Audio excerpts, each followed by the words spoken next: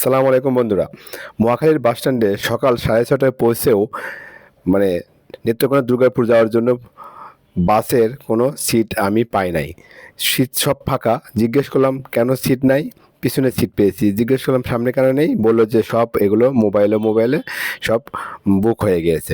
তারপর একটা জিনিস দেখলাম যে এই যে বাসের সিটগুলো ম্যাক্সিমাম উঠানো।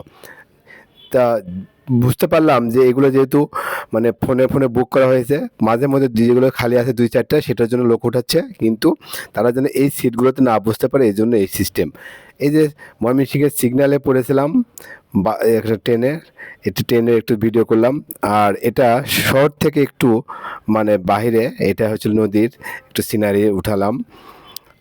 আর এটা একটা শহরের ভিতরেই একটা মোড়ে, এটাও একটা সুন্দর একটা পাকুড়ের গাছ, সেটাও একটা ভিডিও আপনাদের দেখালাম, ভিডিওতে ধারণ করলাম। আশা করি যে আপনাদের ভালো লাগবে। এই যে এটাও একটা নদী, আর সাইডে কিছু প্রাকৃতিক দৃশ্য নিলাম, কিছু মাঠের দৃশ্য নিলাম। আমার ভালো লেগেছে, এই জন্য আমি ভিডিও করলাম। আশা করি আপনাদেরও ভালো লাগবে প্রাকৃতিক দৃশ্যগুলো। আপনারা এনজয় করবেন এই দৃশ্যগুলো দেখে। যাই হোক, আমি অ্যাস্টনিশ হলাম যে এত সিট থাকার পরেও আমি সিট পেলাম পেছনে। তবে হ্যাঁ, আমি দেখলাম যে এরা প্রায় চৌরাস্তা বা গাজীপুর পার হয়ে যেয়েও লোক ওঠায়। তবে ওভাবেই সব ফোনেই তারা বুক করা থাকে, একটার পর একটা লোক উঠতে থাকে। তারাও যে মিথ্যে বলেছে তা না। তবে এখানে কাউন্টারে গিয়ে টিকিট পাওয়া কঠিন। আপনারা যদি যেতে চান কেউ, অবশ্যই আগে তাদের ফোন নাম্বার নিয়ে রাখবেন এবং আগেই বুক দিয়ে রাখবেন। তাহলে সিট পেতে সমস্যা হবে না সামনের দিকে, না হলে পিছনে সিট নিয়ে যেতে হবে। হয়তোবা নাও সিট পেতে পারেন, এরকম হতে পারে। যাই হোক, এই যে এটা হচ্ছে হলে গ্রামের দৃশ্য, আর এটা হচ্ছে হলে কলমাকান্দার ইন্ডিয়ান বর্ডারের পাশে। এটা একটা নদী, ইন্ডিয়া থেকে নদীটা নেমে এসেছে, পাহাড়ি নদী এটা। আর আমি এসেছি এখন ৭ শহীদের মাজার দেখতে।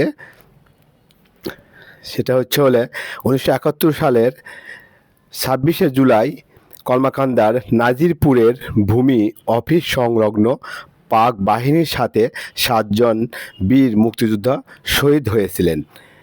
আর এই ৭ জন বীর মুক্তিযোদ্ধার মাজার দেখার জন্যই আমি আসলে এখানে এসেছি কলমাকান্দায়। এই সেই ৭ শহীদের মাজার এটা। এটার এই যে মেহগনির গাছগুলো দেখতে পাচ্ছেন, এগুলো কিন্তু মেহগনির গাছ।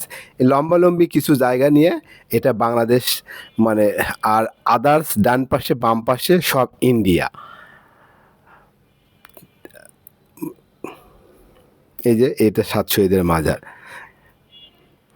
তবে এখানে ভিডিও করা রেস্ট্রিক্টেড, কারণ বিডিআররা ভিডিও করতে নিষেধ করে, করলেও বলে যায় ওনাদের ফেস যেন না ওঠে, ওনাদের দিকে যেন ক্যামেরা না দেওয়া হয়। স্বাভাবিক কারণে একটু সাবধানে ভিডিও করতে হয়েছে, যেন ওনাদের ফেস প্লাস ওনাদের ভিডিও যেন না হয়, এই জন্য একটু সাবধানে ভিডিও করতে হয়েছে আমাকে।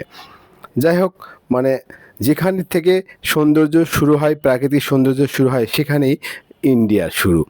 আসলে এই তখনই একটু মনটা খারাপ হয়ে যায় যে যেখানেই ভালো লাগে সেখানেই বলে ইন্ডিয়া। আজ এ পর্যন্তই। পরে অন্য কোনো এক ভিডিওতে আপনাদের সাথে দেখা হবে। ভালো থাকবেন, সুস্থ থাকবেন। আল্লাহ হাফেজ।